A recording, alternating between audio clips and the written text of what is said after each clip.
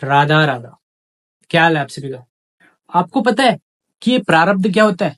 किस्मत बोलते हैं ना लोग, कि इसके किस्मत में ये है, ये देखो बहुत आगे निकल गया और हमारा किस्मत खराब है, देखो आज भी हम वहीं की वहीं हैं। तो ये किस्मत मतलब क्या है? ये क्या भगवान ऊपर बैठ के, हाँ, अभिनंद की किस्मत में मतलब हार ही डालो और तुम्हारी किस्मत में जीत डालो? आपको लगता है कि ऊपर वाला बैठ के ऐसा ऐसा एक एक को किस्मत लिखता होगा? घंटा है। तो हर बार ना हम लोग भगवान को ही कोसते रहते हैं कि हमारा किस्मत क्यों भगवान ऐसा बनाया, उसका किस्मत में देखो कुछ नहीं था, आज देखो कहाँ है, और हमारा किस्मत कब से ऐसी है, कभी बदलता नहीं है। तो ये किस्मत लिखता कौन है, ये अगर आपको जानना है ना, तो बने रहना पड़ेगा अंत तक। आपको सब चीज ना डिटेलिंग में समझ आ जाएगी। तो चलते हैं आगे दोस्तों। पहले बात करते हैं कि मोक्ष क्या है। अभी अगर किस्मत को समझना है तो पहले मोक्ष को जानना पड़ेगा। कभी सोचा है आपने, कभी एकांत में बैठ के कभी सोचा है कि हम जिंदगी जीते चले जाते हैं, जीते चले जाते हैं, इसका वहां का स्ट्रगल, यहाँ का फलाना का लड़का को देख के हम अपने आप को अपने अंदर ही जलते रहते हैं? कभी सोचा है ये हम लोग भी, हमारा भी जिंदगी कभी, मतलब हमको ये सब चीज सोच सोच के मरना पड़ेगा एक दिन, और इसके बाद क्या होगा, मृत्यु के बाद आगे क्या है? तो शास्त्रों के अनुसार अगर देखा जाए, शास्त्र अगर हम पढ़ते हैं ना, ये वो ऋषि मुनियों ने लिखा है, शास्त्रों को रचना किया जो एक्सपीरियंस किया इस चीज को, जो साधना में लीन है। हिमालय में ना आज भी बहुत सारे ऋषि मुनि है ना जो दबे हैं। वहां का मिट्टी को खोदो, वहां का जो बर्फ है उसको खोद के निकालो, वो जिंदा जिंदा बाहर आते हैं लिटरली।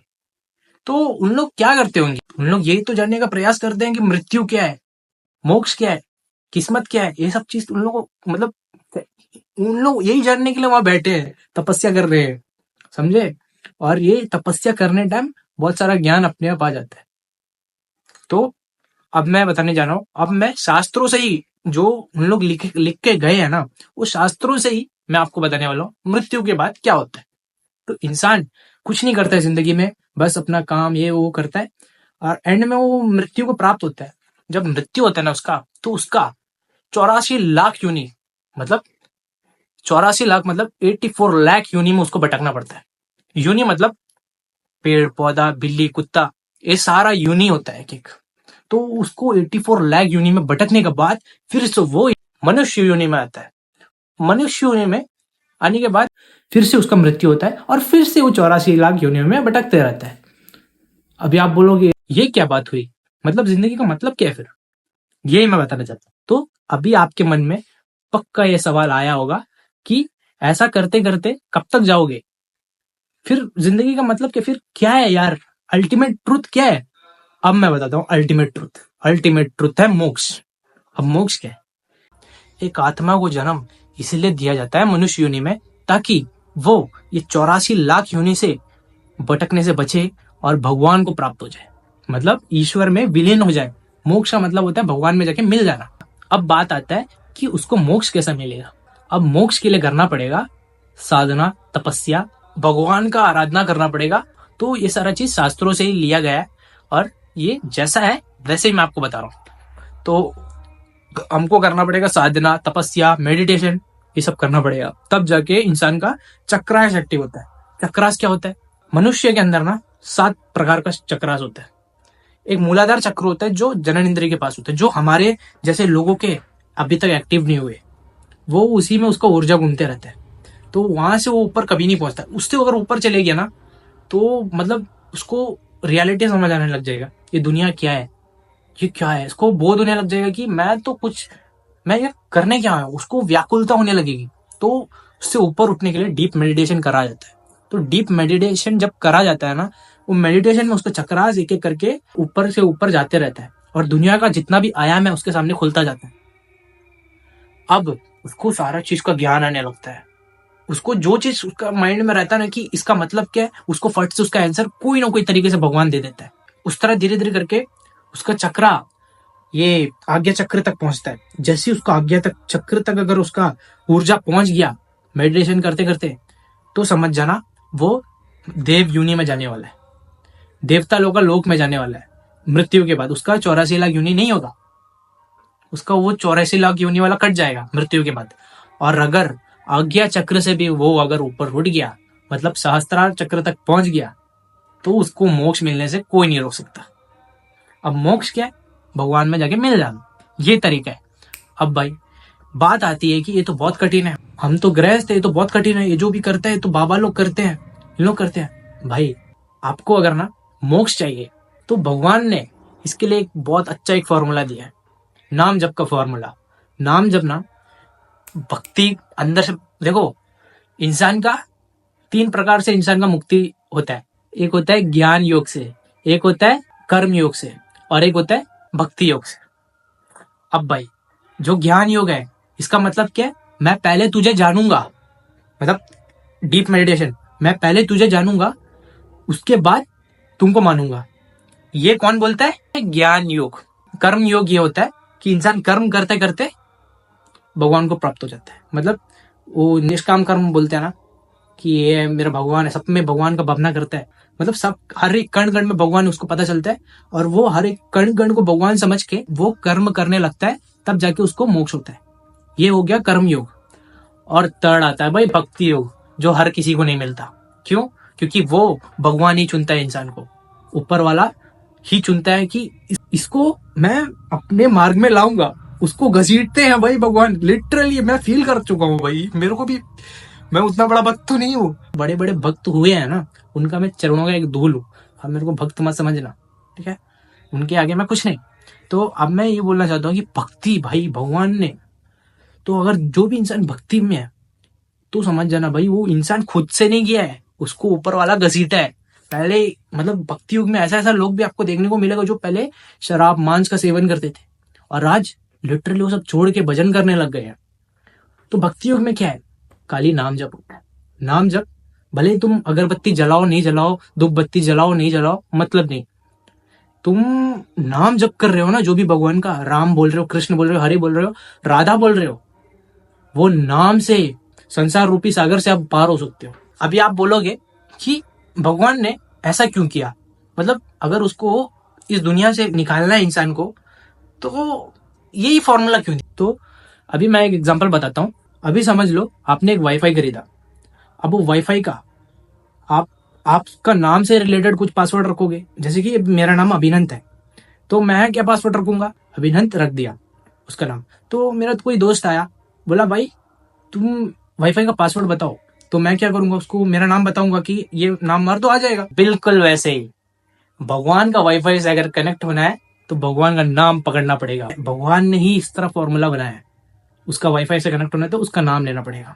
तो उसका नाम लेते रहोगे ना, तो इस संसार रूपी सागर से आप पार हो सकते हो। नहीं तो नहीं, नहीं तो ये 84 लाख योनि में भटकते रहना पड़ेगा, भटकते रहना पड़ेगा, भटकते रहना पड़ेगा। वो कभी होने नहीं वाला, फिर मोक्ष कभी होने नहीं वाला, भगवत प्राप्ति कभी होने नहीं वाला। अभी आप बोलोगे कि मोक्ष और भगवत प्राप्ति में मतलब क्या है? ये दोनों अलग अलग है क्या? जी हाँ, ये जो है अलग अलग चीज है। जैसे कि भगवत प्राप्ति का मतलब है भगवान से मिल जाना, और मोक्ष का मतलब है भगवान में मिल जाना। दोनों में बहुत अंतर होता है। नाम जप जो करते हैं उन लोगों का क्या? देखो, जब नाम जप करके अपना शरीर को विकसित करते हैं ना, अब 7 प्रकार का शरीर होता है, मैंने पिछले वीडियो में भी एक्सप्लेन किया था। तो जो 7 शरीर अगर उसका एक्टिव हो जाता है तो उसका ब्रह्मबोध संपन्न होता है, आकाशवाणी के रूप में उनको उसको ज्ञान आने लगता है। मतलब आप अभी आपका दिमाग में क्वेश्चन आया, समझो एक अध्यात्म से रिलेटेड क्वेश्चन आया आपके दिमाग में, आप रील्स स्क्रॉल कर रहे हो, अचानक से रील्स में उसका आंसर मिल जाता है। मतलब क्या है? आप जो सोच रहे हो वो यूनिवर्स में घूम रहा है, और घूम के रील के रूप में आपके सामने आके वो आंसर दे दिया। कौन दिया? ऊपर वाला, भगवान ही देता है इसका आंसर। हर क्षण आपको देखता है, वो अपने अंदर ही बैठे हैं। मैंने क्या बताया? सबके अंदर वो बैठा है, समझा? अब आप जब नाम जप कर रहे हो ना, तो वो धीरे धीरे जाग रहे हैं, और जब पूरा जाग जाएंगे ना, सामने प्रकट हो जाएंगे यार, कसम से। बड़े बड़े जो संत हुए हैं ना नाम जप कर करके, उनको भी दर्शन दिए हैं भगवान, बिना बोले आ जाते हैं यार।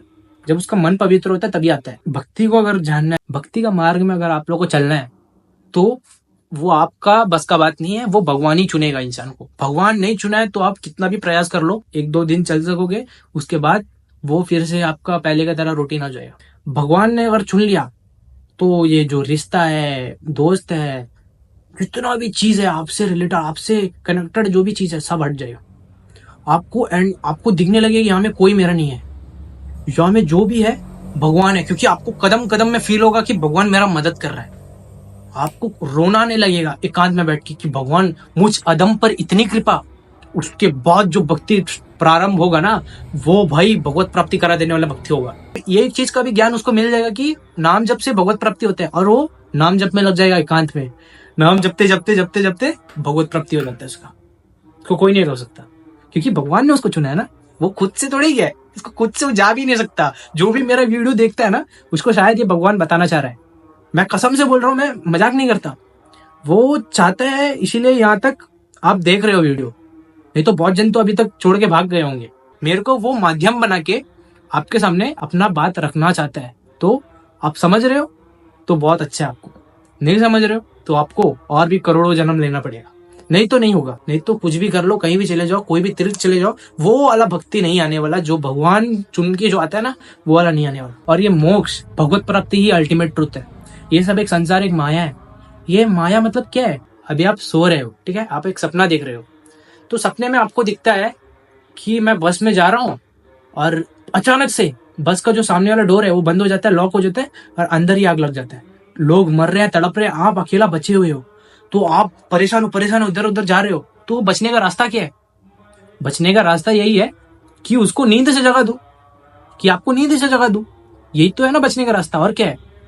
ओ सपना में आके इसको कोई बजा सकता है? नहीं, जगा दो तो बच जाएगा। वैसे ही आप जागो, ये मोह निद्रा है, ठीक है, ये मोह निद्रा है। ये जो संसार है, ये एक सपना है, लिटरली एक सपना है। आपको अगर भगवत प्राप्ति हो गई ना, तो वहां जाने के बाद आपको ये लगेगा, अरे बाप रे, इतना बड़ा सपना मैंने देखा।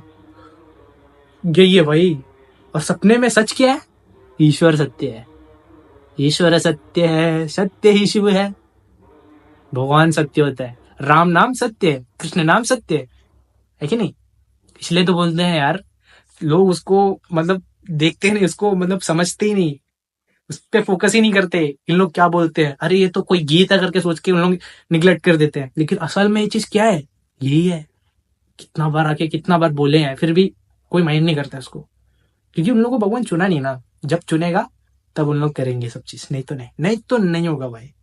एंड में सबको, जितना भी प्राणी आपको दिखता है ना इधर, सबको एंड में भगवत प्राप्ति होना है तो उनको नाम पकड़ना ही पड़ेगा। कलयुग में, कलयुग केवल नाम आधारा, सुमिर सुमिर नर उतरे पारा। मोक्ष मिलना ना इंसान को मुश्किल है, बहुत मुश्किल है। उसको जब तब तपस्या सब करना पड़ेगा। और नाम जप कर रहे हो, नाम जप अगर कर रहे हो ना तुम, तो यही बस है, यही काफी है। चलते फिरते उठते बैठते नाम जप करो, ठीक है। कुछ भी काम कर रहे हो नाम जप करो, राधा राधा राधा राधा, कृष्ण कृष्ण कृष्ण कृष्ण बोल के नाम जप अंदर चलना चाहिए। किसी को पता नहीं चलना चाहिए, बगल जो भी तुम्हारा बगल बैठा उसको पता नहीं चलना चाहिए, ओके। और ये सारा मार्ग के बीच में प्रारब्ध बड़ा जोरदार रहता है। ये प्रारब्ध क्या है? क्या आपको पता है? आपका ही कर्म है, सब आपका विपरीत हो जाएगा। मतलब आप अगर कुछ भी कर्म कर रहे हो, उसका परिणाम मिलना आपका विपरीत हो जाएगा। मान लो आप अपना यूपीएससी का तैयारी कर रहे हो, अभी आपको जॉब नहीं मिला, तो आप पूरा अपना दिल लगा दिए, जान लगा दिए, सब चीज कर लिए, लेकिन आपको उसका रिजल्ट नहीं मिला, आप फेल हो गए। तो इसका कारण क्या है? भगवान है? नहीं, आप ही खुद हो, क्योंकि आपका ये वो कर्म है जो प्रारब्ध बन के आया है। प्रारब्ध ऐसा होता है ना भाई, प्रारब्ध मतलब कर्मा। लोग उसको कर्मा काली बोलते हैं, लेकिन आध्यात्मिक रूप से अगर देखा जाए तो वो प्रारब्ध होता है। तो प्रारब्ध ऐसा आता है, और उसको उसके बने बनाया वाला काम को वो पूरी तरीके से बिगाड़ देता है, समझा? इस तरह आते रहेंगे, एक टाइम में जाके वो खत्म होता है। उसके बाद जो सफलता मिलता है उसको उसको जो खुशी मिलता है, उसके बाद वो समझता है कि ये जो किया है मैंने किया है। नहीं, वो उसका कर्म खत्म हुआ है, उसका पुण्य आ गया, इसीलिए उसको वो नौकरी मिल गया, या कुछ भी पद में वो जाता है। इसीलिए इस प्रारब्ध से अगर बचना है ना, तो इसका कोई तरीका नहीं है, सिर्फ एक तरीका है, नाम जप करो, सिर्फ नाम जप करो। आज से अगर आप नाम जप शुरू कर रहे हो, तो भाई इन फ्यूचर उसका फल तो मिलेगा ही, साथ में आप अच्छा अच्छा कर्म करना शुरू कर दो। क्योंकि पीछे का तो आप सुधार नहीं सकते, पास्ट का जो भी हुआ आप भूल जाओ, प्रेजेंट में जो हो रहा है वो करो। प्रेजेंट का मतलब बेकार मत जाने दो उसको, नाम जप करो, अच्छा अच्छा आचरण करो, जितना हो सके बुरा आचरण कम कर दो, जितना हो सके छोड़ दो, मांस खाना, मदिरा पीना सब छोड़ दो यार। सब में भगवान होता है ना, मदिरा में भगवान नहीं है, लेकिन मांस में होता है भाई। तुम किसको मार रहे हो? भगवान को मार। अरे भाई सब में भगवान है यार, हर कण कण में भगवान है, तुमको पता है? नहीं पता है। ये अज्ञान के पीछे ना आपको नरक जाना पड़ता है, और बार बार इंसान रूप में जन्म लेना पड़ता है, और इंसान रूप में जन्म लेके भी उसको स्ट्रगल ही रहता है क्या स्ट्रगल?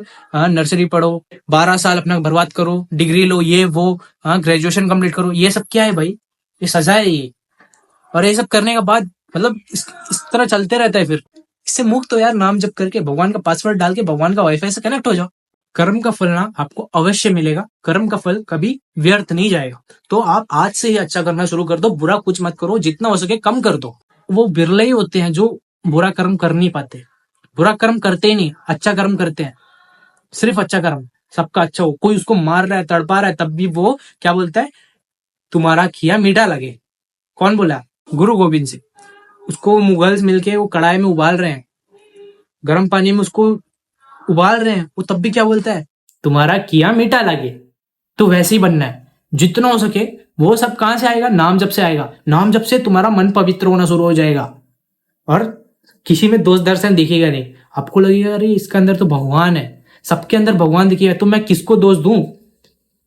किसको दोष दूं? सब में भगवान, सब में मेरे श्यामा श्याम है। अंदर से बुरा लगेगा किसी को बुरा करने से पहले। और ये जो किस्मत होता है ना, यही प्रारब्ध होता है।